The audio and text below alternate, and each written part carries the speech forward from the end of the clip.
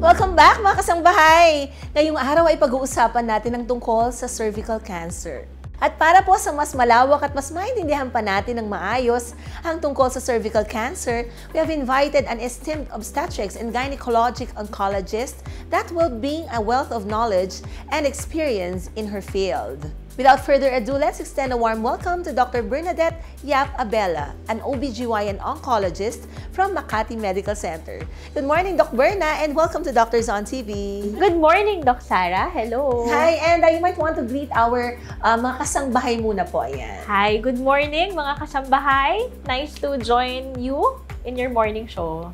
Okay, siguro Doc, bago tayo dumiretso sa ating topic po, no, siguro baka pwede nating i-review ng kaunti ang ating mga viewers kung ano nga po ba yung cervix, okay? So para mas makarelate sila sa ating topic ngayong umaga. Okay. So ang cervix, Doc Sara, o kwelyo ng matres, ito ang bukasan ng bahay bata o matres na tinatawag.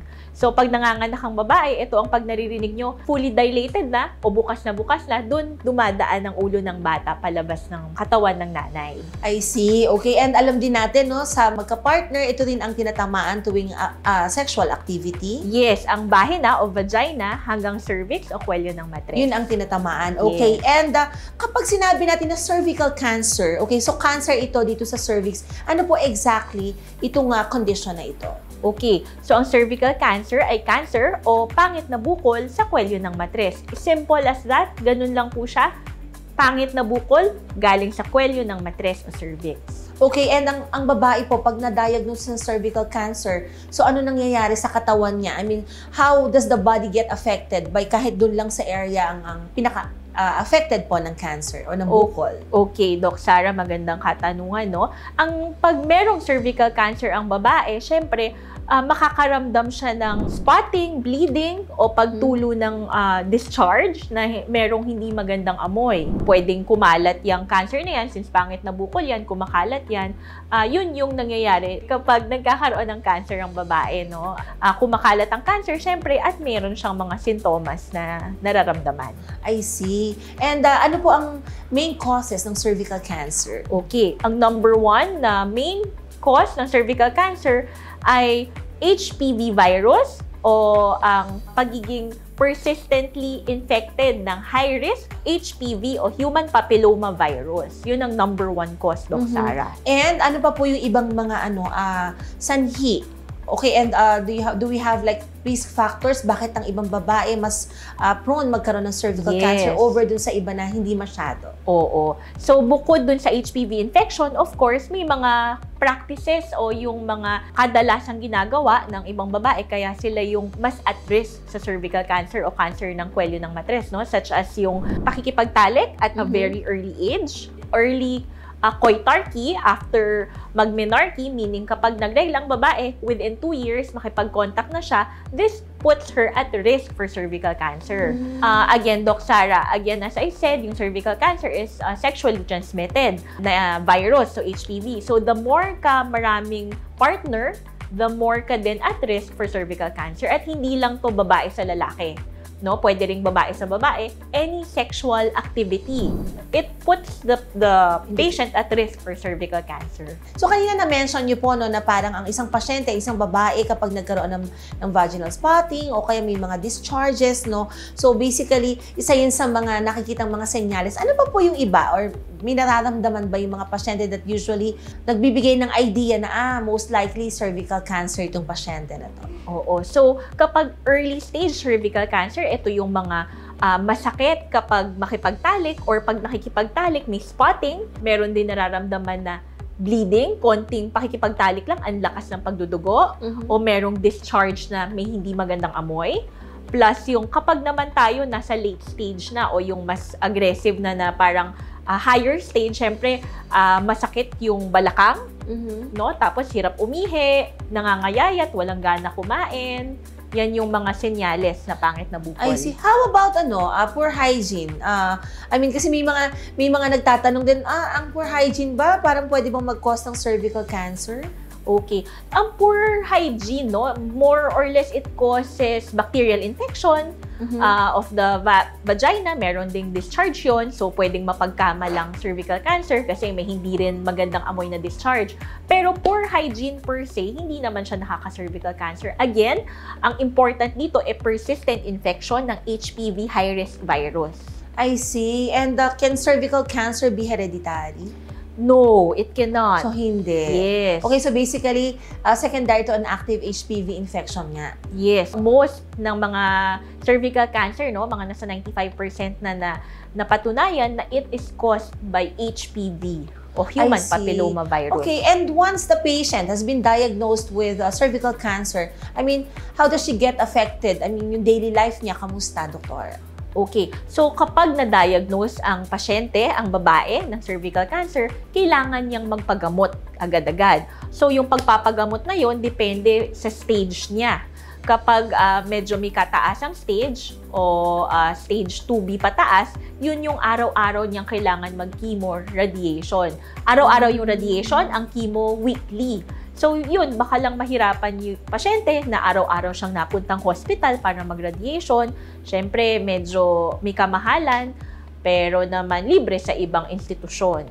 I see. And alam natin kasi like any other cancer, talagang pwede mag-metastasize, kumalat. Okay? Yes. So, but apart from that, okay, na kinakatakutan natin, ano po yung mga ibang complications ng cervical cancer? Okay. So, pag cancer kasi in general, no, kumakalat, sabi mo nga, pero yung ayaw natin, yung magiging hirap siya umihi kapag lumaki yung bukol, mapipigilan yung pagdaloy ng ihi palabas. Also, nagkaka-obstruction. Yes, nagkaka-obstruction. Kaya hindi makaihi tuloy, nalalason yung katawan kasi hindi makalabas yung ihi. So, in effect, pwedeng magkaroon na rin ng renal problem, no? Yes, kapag tuloy-tuloy. Oo. And so, we can say that this can also be life-threatening talaga ang cervical cancer. Yes, lalo na kapag kumalat siya. Kaya sana, kapag na-diagnose na may cervical cancer o pag may nararamdaman na agad, magpunta sa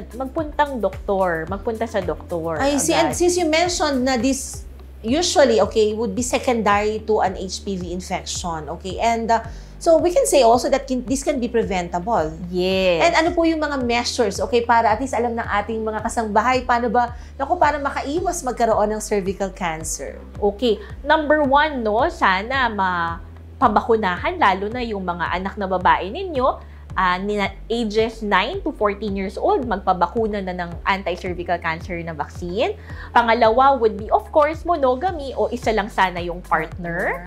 Ano yan nagiging practice na kasi sometimes na hindi lang isang partner, no? So, dun nagiging at high risk yung babae. So, sana, isa yung partner mo, pero yung partner mo, ikaw lang din. Yes, yun pa, Kasi Doc minsan Sara. kahit no matter how faithful lang isa, Oo. tapos ang partner niya maraming partner, no? Partner. So, Yes. pwedeng nag-i-invite also ng tama HPV ka. infection. Yes. And sorry to cut you there. Oo. Huwag din makipagtalik sana ng early, no? Yeah. So, yun. Tapos, oo nga, again, huwag pa iba-iba. Kilalanin ang partner, make sure na walang infection sana or huwag lang pa iba-ibang partner talaga. I see. And of course, siguro yung regular, lalo na pagka nag-umpisa na, di ba, naka-experience na ng sexual intercourse, dapat yan ay kasama dito yung regular na pagbisita sa katulad niyo na OBGYN. Yes. So, ano usually yung mga yung mga ina-advise nyo dun sa mga bumibisita for wellness check-up lang, Doc, para katulad dito, maka-avoid nga ng cervical cancer? Yes. Thank you, Doc Sara. Napakaganda ng tanong mo, no? Important talaga ang pag-visit sa OB-GYN once naging sexually active na, pwede na mag-pap smear or meron kaming mas bago ngayon, yung HPV typing. Mas maganda yun sa pap smear. May kamahalan, yes. Kapag hindi kaya pap smear taon-taon, pwede na. Pwede na. Para umpisa pa lang, mas-screen na kung merong problema ang kwelyo ng matres. How about sa mga HPV infections? So, is there a way, kasi siyempre parang ma-educate din natin ang ating mga viewers po, no, na hindi nila alam ano ba, may makikita ba sila dyan, or is it something microscopic, or how can visiting an OBGYN help them na ma-diagnose kaagad ng HPV infection? Oo. So, usually nga kapag bumisita ka naman sa doktor, no, Doc Sara, talagang ine-examine at sinusuri ka ng doktor. So, bukod sa pap smear, gagawa ang doktor mo, lalo na ang OB-GYN, ng pelvic examination o examinasyon ng pelvic organs ng babae. Pwedeng pamamagitan ng internal examination, pwedeng speculum examination, titignan yung kwelyo ng matres. Yun. So basically, nakikita siya through inspection, examination Yes. sa pagbisita niya sa OB. Okay, so nakita natin mga kasambahay kung gaano pong kahalaga na talaga nag-visit sa mga OB-GYN. Ako, marami pa po lang dapat ang malaman tungkol sa cervical cancer, Yes. no, Doc Berna. Pero ito, Doc Berna, ha, bago pa po lumalim yung ating pag-uusap, pansamantala muna natin ititigil ang ating talakayan. Mga kasambahay, ako, dyan lamang kayo at magbabalik pa rin ang Doctors on TV pagkatapos lamang po ng ilang paalala.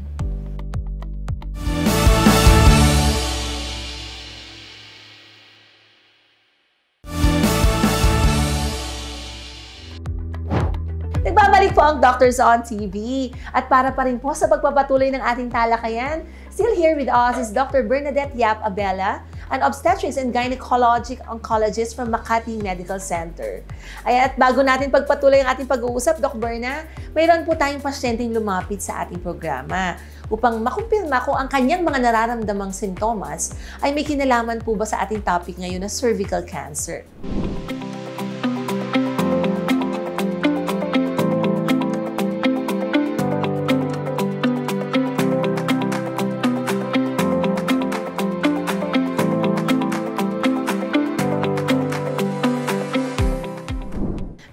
Kamusta po yung clinical assessment nyo dito sa ating pasyente? Nung dumating siya sa inyo, ano po yung complaint? And kasi natatakot siya baka cervical cancer. You know, ngayon kasi nakikita natin sa internet, madali silang ang lahat ay may access, no, nagkaka-idea na pagka ganitong mga sintomas, naku, baka cervical cancer. So I don't know exactly kung ano yung kanyang naramdaman or nakikita. That's why naisip niya baka ito ang meron sa kanya. Kaya ito naman ang ating programang Doctors on TV ay gusto kong makapaghatid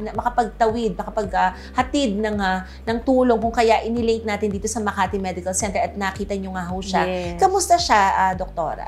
Okay naman po siya, no, Doc Sara. Ang complaint niya lang actually is may spotting siya at nagbi-bleed siya. Maya't maya, nagbi-bleeding siya, kaya siya nagpunta sa atin, no? Na-examine ko siya, nagawan siya ng pap smear, ginawan ko siya ng internal examination also. Number 1, pagka pasok ng speculum sa kanya, maganda yung kwelyo ng matres niya. Yung cervix. So, yung cervix. So, walang bukol. Another would be yung nag-pap smear, yung lumabas yung resulta, negative naman. Maganda yung result niya. Ang nangyayari kasi sa kanya, Doc Sara, mukhang meron siyang history ng, syempre, pag in-interview ko siya, no, hindi lang agad-agad examinasyon eh. Sa interview niya, naraspa na siya dati. Hindi niya lang nakuha yung resulta, no? So, bumalik ulit yung pagbi-bleeding niya. So, ngayon, kailangan siyang raspahin. I see. So, basically, hindi sa cervix ang problema. Yes. Kung kaya siya Pero maganda rin yung naging yung naging attitude niya na nag-seek ng consult. Sometimes maganda rin yung may healthy dose of fear ka eh. Oo. Kahit at least, thank God na hindi cervical cancer ang kanyang diagnosis, no? Kaya hindi lang, I'm happy, no? Hindi lang kapag may pangit na malalang nararamdaman, tsaka lang pupunta agad. Etong si patient natin, very compliant siya eh. Yung sinabing, yung napakiramdaman niya na may nagsaspotting bleeding, sinabihan siya ng doktor niya dati na magpunta agad ng OB, nagpunta siya agad. Ngayon, na-rule out natin na cervical cancer siya.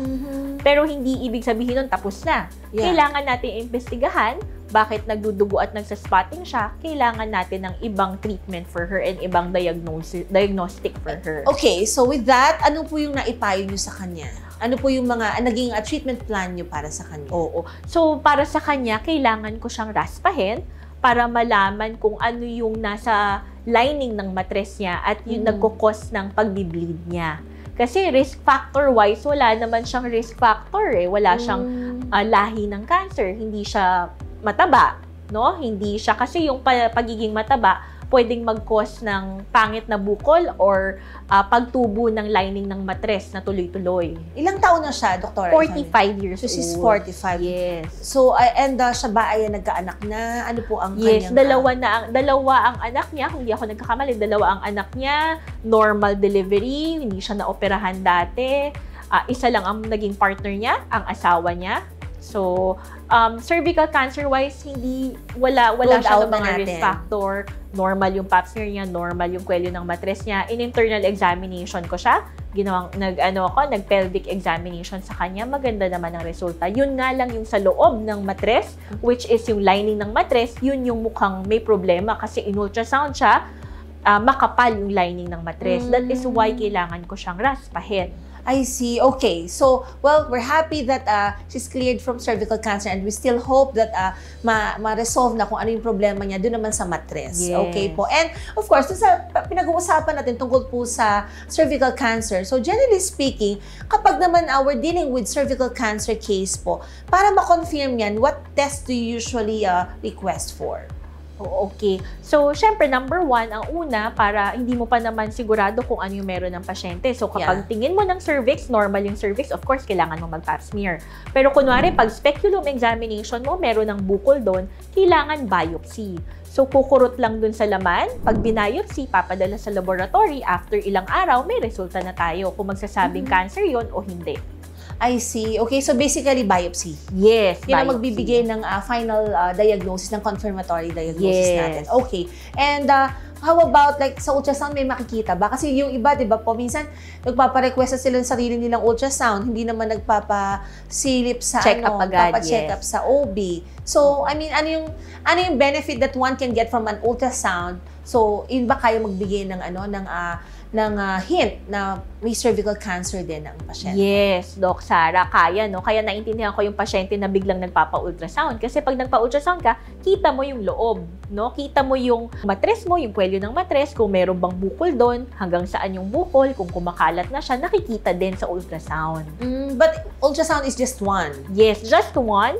Pero it will help us diagnose, pero hindi yung pag nakita mo, ay may bukol cancer na agad. Hindi, kasi yung ibang bukol, pwedeng myoma, pwedeng may polyp, maraming pwede makita. Maraming pwede. So, talagang biopsy ang importante. So, importante. basically, kapag meron kang ultrasound result, isa lang yan sa dadalahin mo sa OB also para tulungan mo ang OB na mabigyan ka ng mas tamang diagnosis. And hence, correct management as well. Of course, yes. Okay, in the event that the patient has been diagnosed with, confirmed na may cervical cancer siya, how curable is it, Doktora? Okay. Kapag maaga mo na-diagnose, very curable ito. Kasi kapag maaga mo na-diagnose, pwede mong operahan. No? Pero pag locally invasive na o medyo kumalat na siya sa pelvis, kailangan chemoradiation. Pero gumagaling sila, ha? Gumagaling ang cervical cancer, gumagaling. Kaya talagang importanteng magpagamot.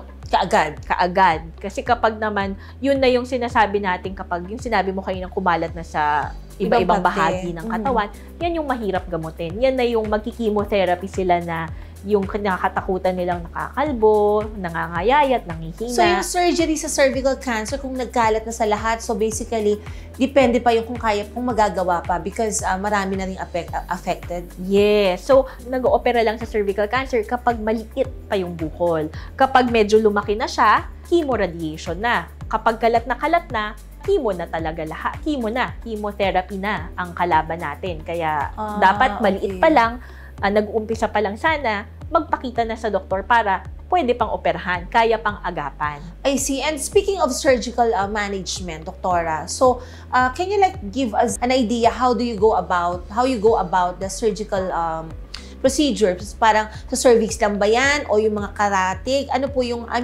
paano nyo dinidesisyonan kung ganito lang yung pwedeng i-surgery and hindi? Yes, no? So, kapag na-diagnose ang pasyente sa biopsy na may cervical cancer, magre-request ang mga doktor nyo ng additional diagnostic imaging, no? Kapag sa imaging, nagpakita na wala sa kulane, negative yung kulane, walang kalat ng bukol, talagang sa cervix lang at maliit lang, pwedeng operahan. At yung operation nun, ang tawag namin, radical hysterectomy with lymphadenectomy. Meaning radical hysterectomy, tatanggalin yung buong matres kapag ayaw na magbuntis yung pasyente, yung babae. Pero kung bata pa? Pag bata pa, di pa nanganganak. Yun, meron tayong mga unconventional methods or basta pwedeng yung kwelyo lang yung tatanggalin para pwede pang magbuntis. Iba-ibang methods, no? So, hindi siya dekahon na kapag cervical cancer, tanggal agad yung buong matres. Hindi. Kapag maliit lang, gusto pa ng anak, hindi pa nanganganak, pwedeng yung kwelyo lang. Depende, may mga category. So, dito papasok yung how important talaga yung early diagnosis. Yes. Para at least konti pa lang yung affected, konti lang yung tatanggalin. So, we lessen yung parang downside of the procedures also. Oo, pero kapag naman nanganak na yung babae, ayaw na magbuntis, no? Kapag cervical cancer na maliit pa, mas magandang tanggalin. Mas maganda yung survival rate. Survival rate. So, depende, yes. Depende. So, it's a case-to-case basis. Yes. Yung iba kasi, Doc, natatakot sila sa magpa-biopsy. Ano ba yung mga ibang unwanted effects of cervical biopsy? Bukod dun sa benepisyo na, syempre malalaman mo nga kung malignant ba yun o hindi. I mean, ano ba yung downside ng pagpapabiopsy? Kasi, syempre ako, tinatry rin natin talaga intindihin yung fears po ng ibang pasyente. Sabihin kasi ng iba, ay, baka mamaya lalong kumalat pag kumuha. Oo. Doc Sara, alam mo, yan yung madalas kong naririnig sa mga patient, no? Doc, pag binayopsy, lalaki yan. Hindi po totoo yun, no? Kapag po merong mali dun sa kwelyo ng matres, may hindi maganda sa kwelyo ng matres, importante pong mabiopsy. Pag binayopsy, ibig sabihin lang nun kakagat, kukuha ng tissue, kukuha ng sample. Pag kumuha ng sample, mababasa ngayon ng pathology o ng laboratory kung ano ang mali dun sa cells na nakuha. No? Hindi siya lalaki kasi kukurot lang po siya. Maliit lang, kukuha lang kami ng sample. So, wag po matakot magpa-biopsy kung kailangan. I see. And kamusta ang prognosis po ng pasyente na diagnosed with cervical cancer? Depende yan, Doc Sara. Again, no, kung anong stage siya, kung anong type ng cervical cancer. Marami kasing type ng cervical cancer na histopathologic diagnosis Iba-iba yung klase. So, depende sa stage, depende sa histopathologic diagnosis, no? Pero kapag mas maagang nagawa ng paraan, mas maagang gumaling, no, maliit lang kasi, early stage pa, mas maganda yung overall survival. Yun ang gusto natin. So, maganda talagang konti pa lang nararamdaman, pumunta ng doktor, mas magandang may screening para hindi pa nakikita ng mata, madadiagnose na kung merong problema. And saka yung sinabi nyo kanina, once na naging sexually active, dapat nag-uumpisa ng kahit wellness check-up lang sa kanilang mga OBGYN. Yes, Doc Sara, important yan. Talagang check-up, magpunta sa doktor lagi. Ayan, mga kasambahin ako, paulit-ulit na in-emphasize si Dr. Berna kung gano'ng ka-importante ang early diagnosis, hence early management, okay, pag may cervical cancer. And siguro, Dr. do you have any final words sa ating mga viewers, okay? Yung mga paratis, yung mga walang cervical cancer, makaiwas, and those na meron po. Yeah, and you might also want to invite them to visit you here at Makati Medical Center. Okay, thank you, Doc Sara. So, sa ating mga kasambahay, maraming salamat at you joined us in this discussion, no? Pero ang important lang pong take away sa atin, magpunta sa doktor agad-agad kapag may nararamdaman. Hindi pwedeng sa susunod na yan, hindi yun tama, Doc Sara. Tsaka po magpa-screening, kung kaya nyo, magpa-HPV typing. Pag hindi, pap smear is okay. No? Kapag may mararamdaman, punta agad. You can go to me, to Makati Medical Center. You can go to any doctors here. Okay naman po kami sa inyo. Okay, thank you once again, Dr. Bernadette Yap Abella, an obstetrics and gynecologic oncologist from Makati Medical Center. Ayan mga kasambahay, ugaliin po natin i-prioritize ang ating mga kalusugan. Don't let busy schedules or hesitations get in the way of these essential checkups. Our well-being is worth the proactive care. And with that, naku, may pag-uusapan pa tayo ha. Yan po ay sa pagbabalik ng Doctors on TV.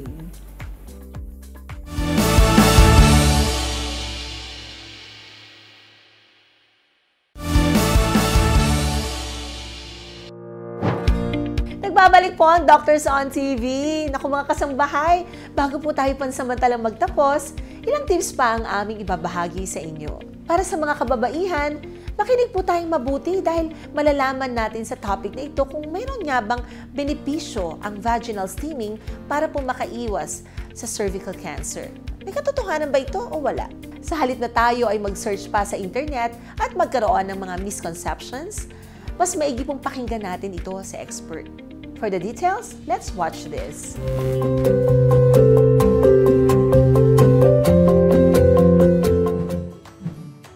Good morning mga kasambahay! Nako, ngayong araw pag-uusapan natin ang benepisyo ng vaginal steaming. Nako, ano ba yung vaginal steaming?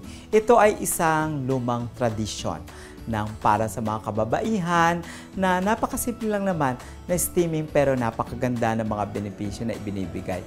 Ang vaginal steaming ay napakasimple lamang naman na ginagawa, lalo na yung mga babae na bilang bahagi ng kanilang feminine hygiene, na para sa kanilang mayroon silang issue ng buwan ng dalaw at yung nagkakaroon ng mga hormonal imbalance issues, ay pwedeng gawin. Lalo na yung mga postmenopausal o yung ating mga senior citizen or yung mga natapos na yung mga menstrual periods, ay dapat ginagawa para maiwasan at maging masigla yung kanilang pakiramdam, maging yung mga postmenopausal syndrome na nararamdaman ng isang nag-menopause ay matutulungan sa ganitong simple at traditional na gawang na nakakatulong sa kanilang health and wellness issue.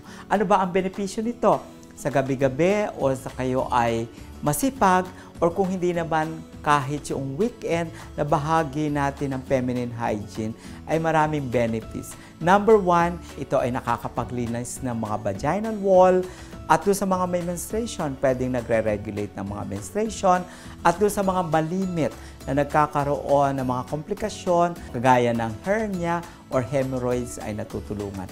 Maging yung mga stress, yes, at saka mga depression, mga emotional issues, ay natutulungan ng vaginal steaming. At yung mga problema natin, yung mga abdominal cramps, yung mga pelvic cramps, mga pain, maging yung mga issue ng abdominal distension o mga problema sa digestive tract, ay ilan lamang sa mga benepisyo na natutulungan ng vaginal steaming. Paano ba ito ginagawa? Meron dalawang proseso. Pwede po kayong mag-steaming o yung mainit na tubig na merong infused na mga herbs. Pwede po kayong pumili at napakarami pong herbs and spices na pwede po natin pagpiliin accordingly kung saan po kayo nakatira o kung saan available or kung saan po kayo mas komportable na pwede nyo pong gawin. Or kung wala naman po ay yung simpleng hot water na steaming ay pwede natin pong gawin, lalagyan lang natin ng asin. Walang problema, kailangan nyo pong ilaga kung kayo may bayabas, kung kayo may mga mugwort o tinatawag nating damong Maria, kung kayo po ay may tanglad or mga herbs and spices na pwede nyo pong ilaga. Simply, ilalagay nyo po pagkatapos ilaga sa arenola, or kung wala po kayong mga arenola, ay pwede po yung mga timba.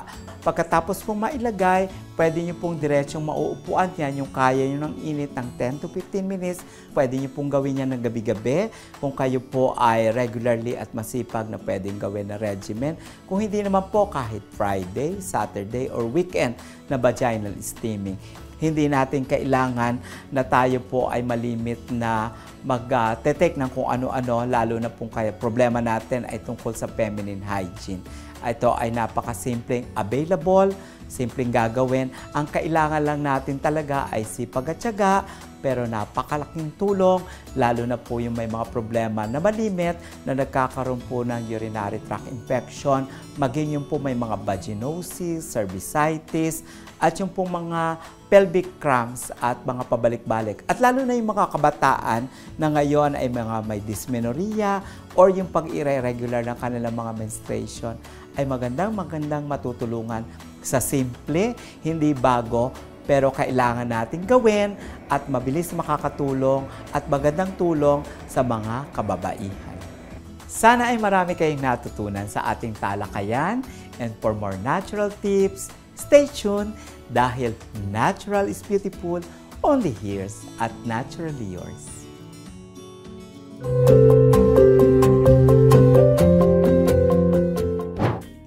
And with that, we conclude today's enlightening episode. At ang lagi po naming dasal sa lahat po ng mga may pinagdadaanan, lalo na sa kanilang mga kalusugan. May God bring healing and guidance to each one of you, mga kasambahay. Always remember, early detection saves lives. Make your health a priority. But before we end, take a moment to watch this. Watch these snippets for the upcoming episode on Sunday. Yung urinary tract infection in general, of course, it can be sa lalaki at babae, both ages. It affects the entire urinary tract from the kidneys down to the urethra o yung kinalabasan ng ihi. The difference is, sa male, mayroon pong extra organ, yung tinatawag, yung prostate, and mas mahaba pa yung tinatawag na urethra. At yan po mga kasambahay ang aabangan natin sa susunod na linggo. And as we wrap up today's episode, we'd like to extend our gratitude to all our viewers for their unwavering support. And I would like to greet Kuya Daniel Razon na wala pong sawang sumusuporta sa mga adhikaing serbisyo publiko, and also to our BMPI's General Manager, Mr. J. Eusebio. May God always protect you both and grant you a healthy life. And syempre, binabati ko yung aking kambal, si Iyo and si Iya. Hi kay EJ and kay Doc Aline. Syempre, yung mga pasyente po natin sa Barbaca Budil Health and Wellness Center. And syempre, nanay and tatay, I love and miss you both very much. And hi also to KDR Group of Companies, especially to VP Nolly, VP Joseph, and VP Bong. At sa ating po mga kasambahay, naku, maraming salamat po sa patuloy ninyong pagtangkilik sa Doctors on TV.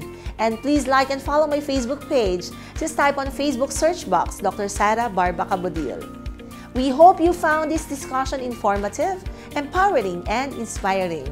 Remember to follow us on social media for updates. Don't forget to tune in next time, God willing. Muli po, magandang umaga at maraming salamat sa inyong lahat. Ito po si Dr. Sara Barbaca Budil. Let's make it a habit to learn about good health, only here at Doctors on TV. We would like to thank Makati Medical Center, a hospital with a heart, located at Amarsal Street, Legazpi Village, Makati City. You may contact them at 632-8888-8999. Like and follow their Facebook page at I Am Makati Med, or you can visit their website at www.makatimed.net.ph. Makati Med Wellness Center, located at 7th floor, Ayala North Exchange Tower 1, Legazpi Village, Makati City.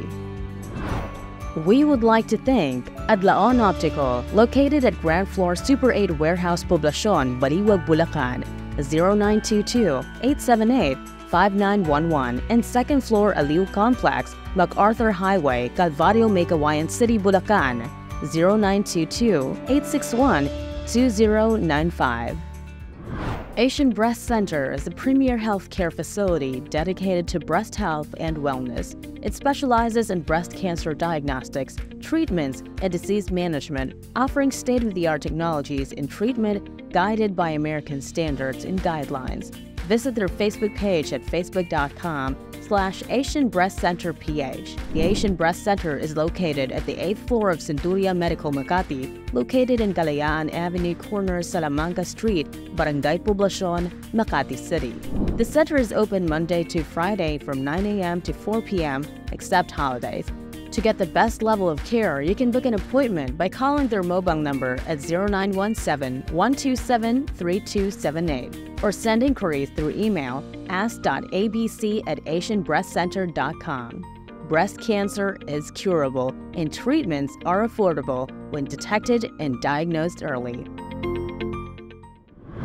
Lindison Gas Corporation, located at 179 National Road, Landayan, San Pedro, Laguna, 4023. For inquiries, you may contact them at 02-8824-0867 or 02-824-9360, or you can email them at lgsalesco@gmail.com. Clinica Figura, located at Entrata Building, Philinvest, Alabang. You may contact them at 0917-317-7272.